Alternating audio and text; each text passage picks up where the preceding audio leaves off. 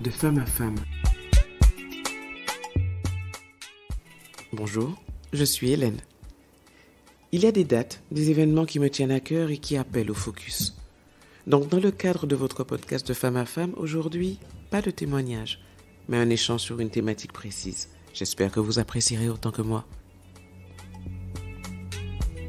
Bonjour à tous pour ce numéro spécial de votre podcast de femme à femme. Je suis très heureuse parce que ce numéro spécial, j'ai été contactée par le Club Sœurs Optimistes à Toumo Nord Basse-Terre et j'en suis vraiment heureuse. Sylvie Méry-Dubois, qui est la présidente de la commission du Club Sœurs Optimistes à Toumo, la commission de lutte contre les violences faites aux femmes, est venue me voir dans le cadre de mon podcast pour me parler de cette journée spéciale du 25 novembre. Nous sommes le 25 novembre et j'ai tout de suite accepté de faire un numéro spécial, sortir un podcast à une date qui n'est pas habituelle pour lui, parce que c'est une date importante, c'est une date très très importante. Et aujourd'hui, j'ai vraiment le plaisir de recevoir une personne qui va parler des choses qui se font en Guadeloupe pour lutter contre les violences faites aux femmes. C'est une association qui est connue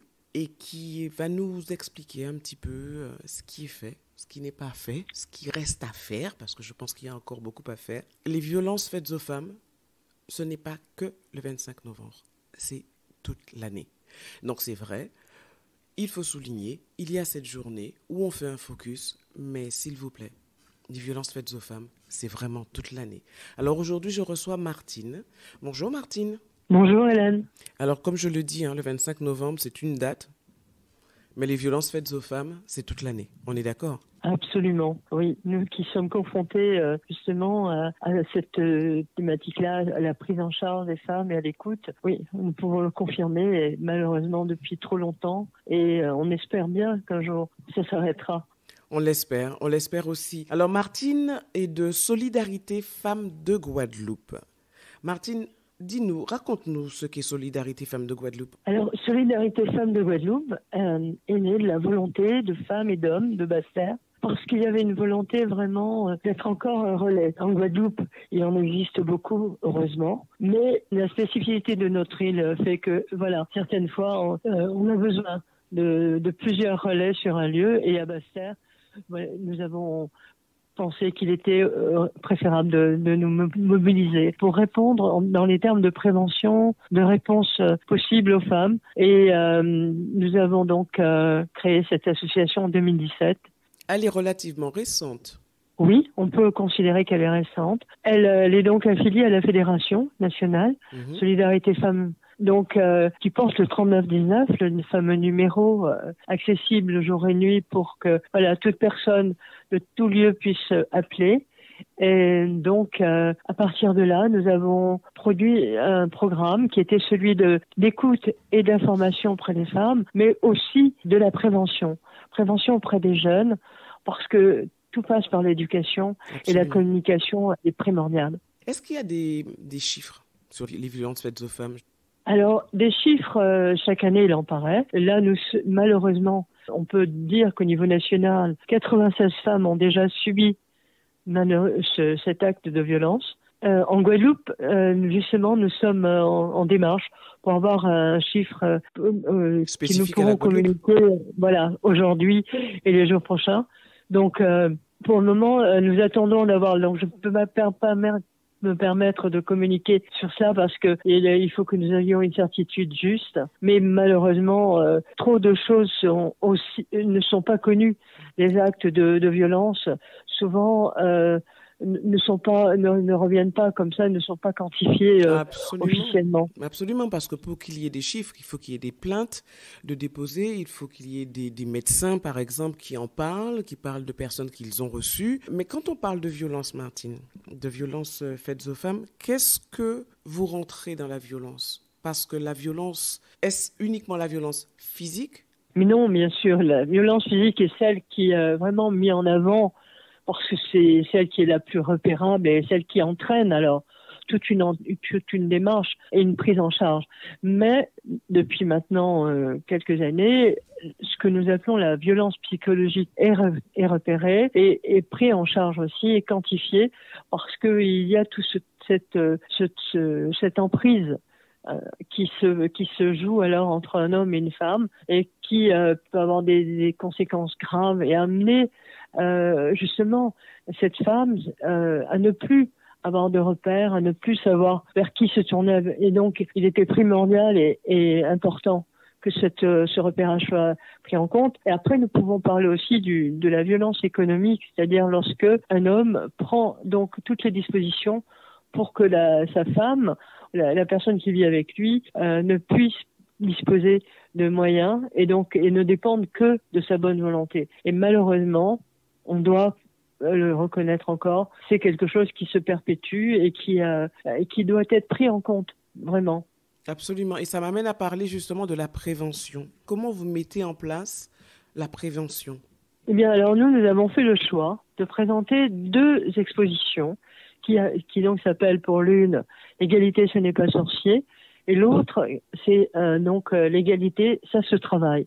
Et la volonté que nous avons, c'est d'aller au plus près des jeunes, lycéens, collégiens, et nous présentons cette exposition qui traite de l'égalité, du respect, de la grammaire pour l'exposition Ce n'est pas sorcier. Et là, donc un débat s'instaure entre ces jeunes gens et nous présentons aussi au même moment ce que nous appelons l'arbre à mots pour celles et ceux qui n'auraient pas le courage, enfin la volonté de parler aux demandes de groupe et de pouvoir aller poser comme ça des post-it sur l'arbre avec des questions, des remarques. Et à la fin de chaque intervention, nous prenons le temps de lire à haute voix et de commenter, d'échanger encore avec l'assistance. Et c'est une manière qui permet l'interactivité entre nous et de pouvoir aborder tous les aspects tout le monde l'espère, de la relation entre filles et garçons et la perspective entre femmes et hommes.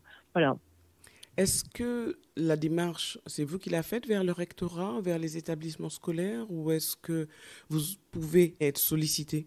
Alors, les 2 cas de figure sont présents, c'est-à-dire que quand nous sommes soutenus, en l'occurrence l'an dernier, nous avons été soutenus sur cette thématique-là. Nous interpellons donc tous les chefs d'établissement pour leur dire, voilà, nous sommes prêts à venir, et bien sûr de pouvoir avec eux trouver une place dans leur calendrier déjà bien rempli. Après, nous avons aussi des demandes qui sont faites, qui émanent de chefs d'établissement, parce que des événements se sont produits, parce qu'ils trouvent que c'est un moment opportun pour échanger avec les jeunes. Aujourd'hui, nous sommes aussi dans un partenariat avec la plateforme éducative. Donc, c'est aller au plus près des établissements pour vraiment sensibiliser et parler de tous ces thèmes qui vont du harcèlement, du respect et de l'égalité entre les femmes et les hommes, parce que voilà, pour la société de demain, il faut absolument que chacun connaisse où commence la liberté de l'un, où s'arrête celle de l'autre. Le numéro qui est le 3919, c'est un numéro national. Absolument. Alors nous proposons nos numéros en relais avec le national, qui sont donc le 91 58 18 et nous aussi le 98 66 98. D'accord, précédé du 05 90. 06 90. Voilà. Ah, 06 90, donc ce sont des numéros portables. Ces numéros sont disponibles H24, 7 jours sur 7? Alors, 7 jours sur 7, oui. H24, non, nous ne pouvons pas assurer sur ce mode-là, mais il arrive qu'il y ait un appel 10 heures du soir, et là, évidemment, on répond et puis on essaie de prodiguer le plus de réconfort qui soit possible. Solidarité Femmes de Guadeloupe, c'est combien de bénévoles? Alors, en actif, nous sommes une quinzaine, à peu près d'hommes et de femmes, mobilisés pour pouvoir répondre et puis élaborer aussi des réponses, assurer les permanences qui sont sur le site de l'ancien collège de Cantenon, premier étage, en salle 8. Nous recevons là le mardi et jeudi matin. Nous partageons la salle avec une autre association. Donc les autres jours, nous pouvons répondre et prendre en compte alors des rendez-vous pour pouvoir accueillir ces personnes ou partager avec d'autres partenaires. D'accord. Est-ce que vous avez déjà pensé à avoir un relais sur la Grande Terre? Mais les relais existent avec les autres associations qui sont là, installées, comme Force, le CIDF, le planning familial, qui est aussi à Basse-Terre. Parce que, voilà, nous sommes aussi impliqués au sein de l'action Les Acteurs de Basse-Terre, avec Aide, la Belle Créole, le planning familial. Et donc, nous travaillons ensemble et nous nous concertons aussi. Il y a donc aussi les associations d'aide aux victimes spécifiques comme Guadave et sur Basse-Terre, Initiative Victime, donc France Victime. Et donc, nous sommes ensemble et nous sommes des relais les uns des autres, les unes des autres. Voilà, on ne peut pas ne pas faire ensemble. Ah, absolument, c'est obligatoire. Quand une femme, Oui. justement, appelle Solidarité Femmes de Guadeloupe et est dans un cas d'urgence, de violence physique, vous avez donc la possibilité de la diriger vers une autre association, par exemple, qui propose peut-être des hébergements de secours? Alors, la démarche première, lorsqu'une femme nous informe que là, elle est victime, nous lui posons les questions qui sont essentielles, c'est-à-dire, avez-vous vu un médecin? Est-ce que cet acte de violence vient de se produire? Et donc, nous lui recommandons d'appeler le 115, qui est la veille sociale, parce que le 115 est un relais important et incontournable pour après proposer à cette femme un hébergement, une orientation vers un centre, que ce soit sur Basse-Terre ou en Grande Terre, ou bien alors un hébergement en hôtel qui peut être sur une durée de 3 jours pour qu'elle puisse se ressourcer, prendre des dispositions. Évidemment, si l'histoire est beaucoup plus grave, alors là, on va lui recommander l'hébergement en centre d'hébergement. Et là, les dispositions seront prises alors par le 115. D'accord. Est-ce que vous avez noté, durant le confinement, une recrudescence des appels? Ah oui, des appels et beaucoup de mal-être, beaucoup d'angoisse, Alors, quelquefois, ça ne relevait pas d'une violence justement physique, mais d'une situation oppressante, du fait que, voilà, le fait de cohabiter, de ne pouvoir sortir, de ne pouvoir aller au-devant d'autres personnes, à développer ce phénomène qui était repéré en tout lieu, en métropole et ailleurs, et on a pu constater qu'il y avait une incidence forte sur la relation au sein d'un couple. Absolument. Concernant Solidarité Femmes de Guadeloupe, alors si je comprends bien, si j'entends bien et je comprends ce maillage qui existe entre les différentes associations qui œuvrent justement pour toutes ces femmes, vous êtes en fait à Solidarité Femmes de Guadeloupe une première écoute, une oreille attentive qui est là pour éventuellement guider et diriger vers la bonne association, la bonne démarche, la bonne structure pour ces femmes. Est-ce bien cela? Absolument, Hélène. C'est vraiment la réponse que nous espérons pouvoir donner justement aux femmes et aussi aux hommes. Par exemple, il y a quelques jours, j'ai reçu l'appel d'un monsieur qui s'inquiétait beaucoup pour une personne de sa famille et qui voulait connaître les disponibilités à prendre. Donc voilà, on essaie il faut toujours rester dans l'humilité, de répondre, de donner de plus d'informations. Et lorsque nous les rencontrons, nous espérons pouvoir avoir répondu à leurs attentes. C'est ça la priorité. Et pour cela, nous avons aussi élaboré un livret avec le soutien de la RS de Guadeloupe, un livret qui s'appelle « Vous n'êtes pas seul », où nous avons essayé de recenser justement tous les points qui sont en amont du départ, de la démarche de partir, de quitter le domicile. Et justement, la conclusion aussi, c'est de donner le relais des associations qui sont là, qui sont sur notre département pour pouvoir aussi, quel que soit l'endroit où cette femme peut vivre, trouver une réponse rapidement et un soutien. Comment peut-on se procurer ce livret? Alors, il y a eu une première production qui nous a pas convenu, donc on a relancé la production. Et là, nous sommes en capacité de le diffuser auprès des CCAS, auprès des associations partenaires qui sont nommées d'ailleurs, et d'autres. Hein. Et en tout lieu, voilà, qui pourraient comme ça disposer de ce livret pour que les femmes d'un geste rapide puissent le prendre et l'avoir par devers elles. Très bien. Je rebondis sur une chose que tu as dit tout à l'heure, qui concernait un appel que tu as reçu d'un homme qui s'inquiétait en fait pour quelqu'un de son entourage. Et là, j'en profite pour dire que regarder, écouter, observer peut sauver la vie d'une femme. Parce que certaines ne sont pas en capacité de prendre l'initiative d'aller demander de l'aide, mais quelqu'un de proche peut peut-être essayer de lui faire comprendre qu'elle est dans une situation où elle est en danger.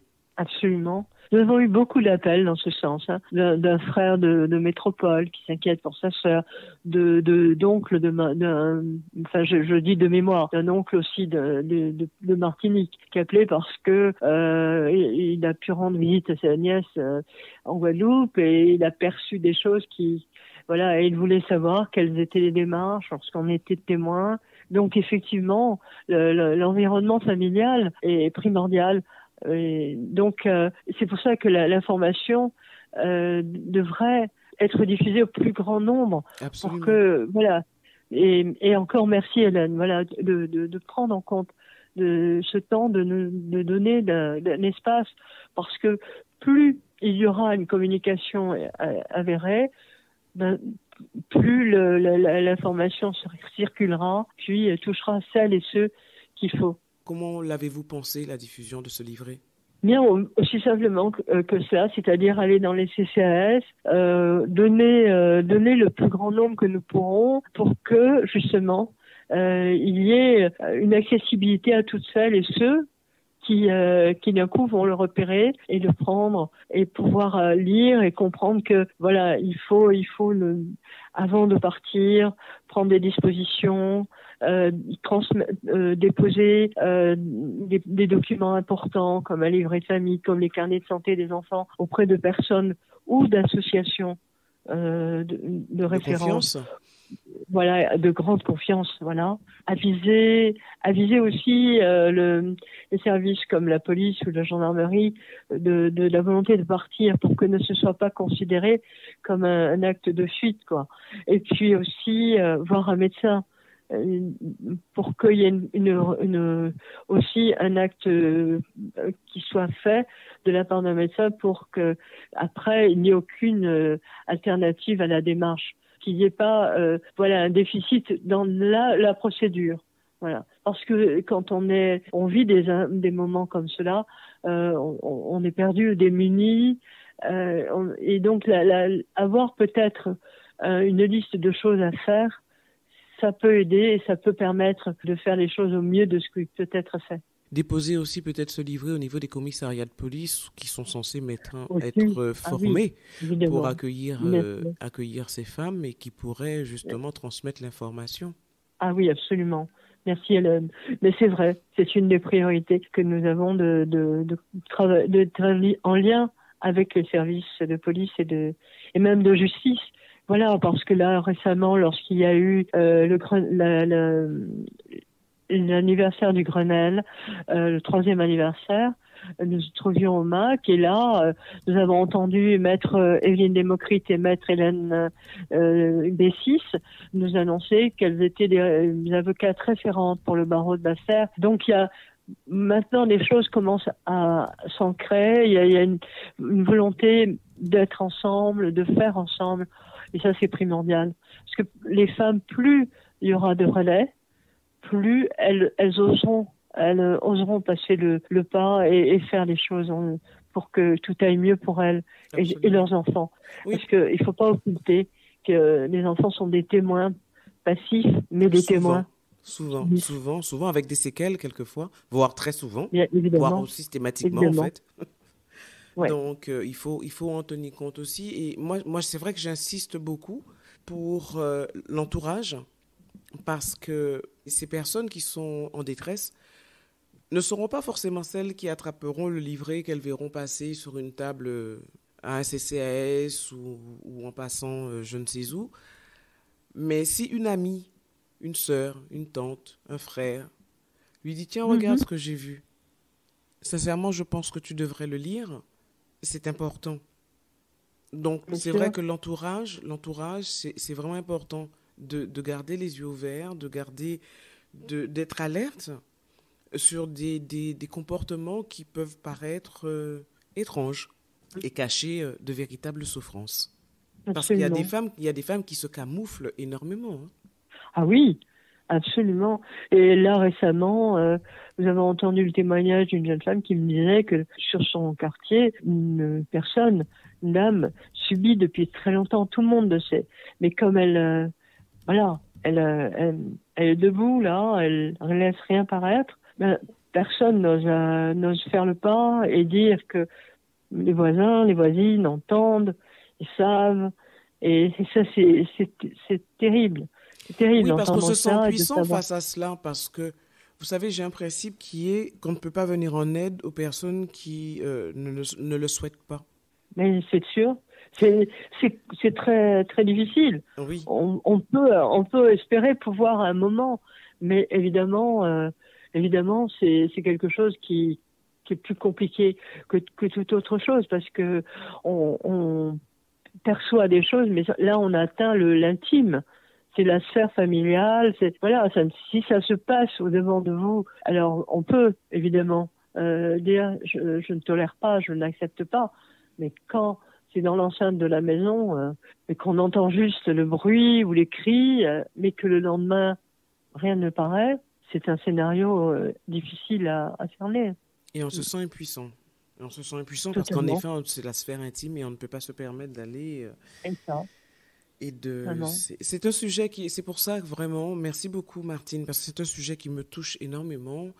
Et je trouve que heureusement, on en parle de plus en plus. Alors, je ne sais pas si il y en a de plus en plus de violence ou si c'est parce qu'on en parle de plus en plus qu'on en a de plus en plus conscience. Mais j'ai l'impression que le combat qui est mené par les femmes depuis très longtemps pour se faire respecter en tant qu'être humain, tout simplement, je trouve que on n'en est qu'au début, malgré tout ce qui a été fait avant et qu'il y a encore énormément de choses à faire. Des associations comme Solidarité Femmes de Guadeloupe, je leur dis merci. En plus, travailler en collaboration avec les autres associations, ça c'est magnifique.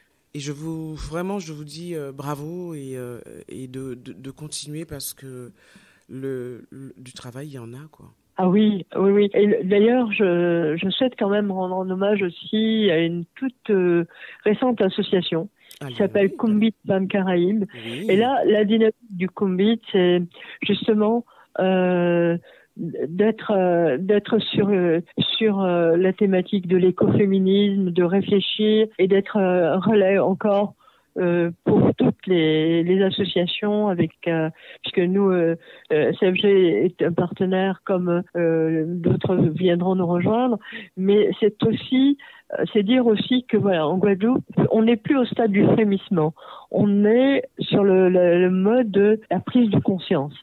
Et merci vraiment alors là, à Madame Mairie Dubois, merci à toutes celles et ceux qui nous interpellent, qui nous disent faisons ensemble, parce que plus nous avancerons ensemble, et bien plus encore les femmes comprendront qu'elles ne sont pas seules. Elles ne absolument. sont pas seules et ce qu'elles subissent n'est pas quelque chose qui peut perdurer parce qu'elles ont le droit d'être personnes à part entière et dans notre Guadeloupe, il faut que ce soit dit et entendu.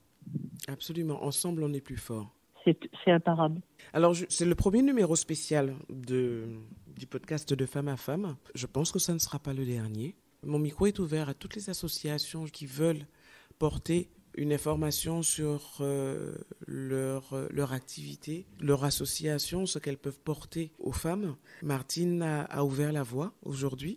J'en suis heureuse. Merci Martine. Merci Hélène surtout. Parce Merci que, beaucoup. oui, non, il y a vraiment énormément à faire. Et c'est vraiment, j'espère, le début d'une longue série de numéros spéciaux du podcast de Femme à Femme. Parce qu'il y a des choses à dire et qu'il y a des gens qui font des choses formidables. formidable. Donc, je parle de la Guadeloupe parce que je suis en Guadeloupe Ah oui, et que je suis fière d'être guadeloupéenne.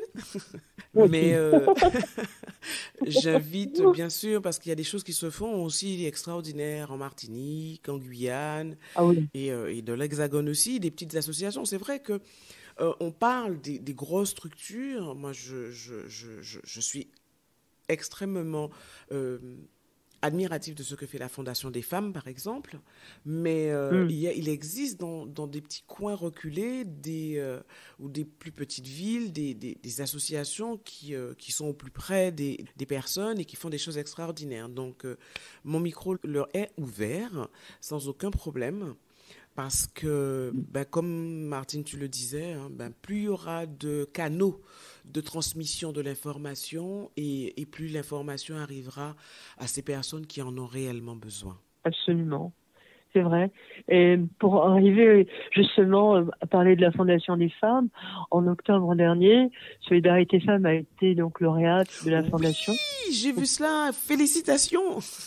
Alors explique-nous ce Merci. prix. Alors le principe donc c'était de présenter un projet et nous avons présenté le bus de Gerty en référence justement à une femme remarquable qui traversera le temps et que j'espère les jeunes générations de Guadeloupe apprendront à connaître et à respecter. Et donc nous avons souhaité avec la maison de parents et de la famille de Bouillante, présenter un programme qui est celui d'aller au plus près à bord d'un bus de ces femmes qui sont sur la côte sous le vent. Ça a été notre choix d'aller vers elles parce que justement l'éloignement, la difficulté de se déplacer, c'est que certaines fois on ne les voit pas, on ne les entend pas, et d'aller vers elles, mais pas seulement pour parler de violence et de mal-être, mais de ce que nous espérons, nous, c'est de mutualiser avec bien d'autres associations, d'autres structures qui viendraient pour que, d'une manière conviviale, nous puissions débattre avec elles. Évidemment, parmi celles qui auraient besoin d'un soutien sur le droit, les orienter, les informer, leur dire qui fait quoi, qui peut être là pour elles, qu'elles ne se soucient plus de chercher, d'entendre, quand il s'agit de rédiger un courrier, voilà, d'être là avec le soutien des mairies, ce que nous espérons vivement. Et la maison de la parentalité aura son temps pour parler aux jeunes mamans, aux parents qui sont dans le questionnement aussi, parce que être parent, il n'y a pas tellement de livres qui aident au quotidien. Donc des fois, ces jeunes gens sont des fois démunis. Et donc rencontrer des personnes attentives qui vont donner une information, c'est très intéressant, c'est très prégnant aussi pour cela. Voilà, et c'est vrai que le mois dernier, je discutais avec un opticien de la place de Basse-Terre, me disait être allé sur la ville de Dé et avec d'autres professionnels. Et là, ils ont été étonnés. 300 personnes sont venues les rencontrer. C'est dire si en Guadeloupe, voilà, il faut qu'il y ait une démarche au plus près de chacun, de chacune pour que l'information circule. Absolument. Le bus en question, Oui. il va circuler ou il circule déjà peut-être. Il circulera quand? Alors, il est comment dire, il y a la mise en œuvre qui est en cours et nous pensons début janvier 2023 pouvoir, après tous les contacts avec les mairies, les CCAS, à pouvoir aller donc sur les communes de Bouillante, Pointe-Noire, Baïf et Vieux Habitants pour justement aller à la rencontre de celles et ceux qui pourront venir s'asseoir. On installera des petites tables et lorsqu'il y aura un besoin de confidentialité, ça se fera à bord du bus. Mais les échanges pourront se faire autour d'un jus, d'un café, voilà, pour que casser toutes les a priori et pouvoir parler, pour pas stigmatiser non plus celles et ceux qui viendront nous parler. Très bien, c'est un très beau projet, une très belle initiative et je suis vraiment heureuse pour vous que vous ayez reçu ce prix de la Fondation des femmes qui justement met à l'honneur la pertinence de ce projet. Oui, ça a été. Nous sommes allés avec la présidente rencontrer justement les autres associations, puisque nous étions 22, dont une de Martinique et une de Mayotte et nous. Voilà, et ça a été un moment On a vu aussi ce que signifiait la sororité et ça nous a vraiment enthousiasmé d'être là et d'avoir pu partager ce moment, de recevoir notre chèque en présence de Julie Gaillet et de l'actrice, de deux autres personnalités du monde du spectacle qui étaient nos marraines. Et ça a été vraiment un moment intense. Ouais. Oui, un grand moment de partage aussi, parce qu'en fait, quand vous vous retrouvez comme ça, ben, les idées des unes peuvent aider les autres. C'est un grand moment d'émulation également. Absolument. Et c'est important. C'est important, c'est réconfortant. De la même manière que lorsque nous nous retrouvons, par exemple, avec les acteurs de Basse-Terre, ou bien alors que nous échangeons à la fois sur ce que nous vivons, nos attentes. Parce que c'est vrai que le monde associatif est encore vécu comme le parent un peu pauvre, un peu, voilà, nous sommes là, nous occupons le terrain, mais il nous faut être reconnus encore. Et cette reconnaissance, elle vient aussi par la reconnaissance qui nous est faite par les clubs Soroptimistes, par le club de Zonta, enfin, toutes celles et ceux et vous, qui nous donnaient du temps pour nous permettre de parler, de dire, nous sommes là, on est là. Martine, on arrive au terme de notre échange. J'aimerais que tu me rappelles l'exposition. Si un enseignant, par exemple, entend ce podcast et veut avoir l'exposition, quel est le numéro qu'il faut appeler pour cela, pour mettre en place l'exposition? Oui, c'est donc au 06 90 98 66 98, ou bien alors au 91 52 18. D'accord. Et ce sont également les mêmes numéros pour les femmes qui souhaitent contacter Solidarité Femmes de Guadeloupe? Absolument. D'accord. Oui. Très bien. Martine, vraiment, merci beaucoup pour cet échange. Je remercie encore Sylvie Méry-Dubois du Club Soroptimiste à Tomo Nord Basse-Terre d'avoir eu un jour l'idée de me croiser, de me parler et d'échanger avec moi sur ce que l'on pouvait faire dans le cadre de cette journée du 25 novembre. Et je suis très heureuse d'avoir fait ce podcast avec toi. Eh bien, merci. La réciproque est très sincère. Je l'espérais, je savais que ça allait être un moment privilégié. Ça l'a été. Merci Hélène. Merci de ce soutien. Merci à toi. Et puis, comme je le dis, les associations, c'est dans tous les secteurs, les associations rencontrent un problème d'absence de bénévoles. Donc, je lance un appel aux personnes qui sont touchées par certains sujets. Et aujourd'hui, c'est Solidarité Femmes de Guadeloupe. Je pense qu'avec la mise en place du bus, il y aura aussi besoin de bénévoles. Donc, pour ceux et celles qui le veulent, parce qu'on ne demande pas forcément que des femmes, il peut y aussi avoir des hommes, pas de souci. Martine vous expliquera comment faire et vous serez les bienvenus, je pense. Ah oui, toute l'équipe de tous les membres, que ce soit depuis Berthe Aimée Sarnam, notre présidente, toutes celles, Marie, Michel, toutes les femmes qui sont là, Martine, Caroline, et puis Willy, William et Régis, enfin et Alain, ce sont aussi tous ceux qui font que Solidarité Femmes vit et se développe. Et nous sommes tous là. En tout cas, je vous souhaite une longue vie et longue vie à ce bus parce que dans ce monde de technologie où le virtuel prend de plus en plus de place, on se rend compte que quelquefois, aller au plus près des gens, aller à l'échange direct, ça fait du bien. Oui, c'est ce qui reste, à mon avis, une valeur sûre, d'être en face, de parler et d'écouter. Ça restera au travers du temps, je crois. Martine, merci beaucoup. Merci pour cet échange. Et puis, je te dis à très bientôt. Hein. Mais j'espère. À bientôt, Hélène. Belle journée à toi. Merci. Merci d'avoir été avec nous. J'espère que cet échange vous a plu et surtout qu'il vous a été utile. N'hésitez pas à partager et à très vite. En attendant, prenez soin de vous.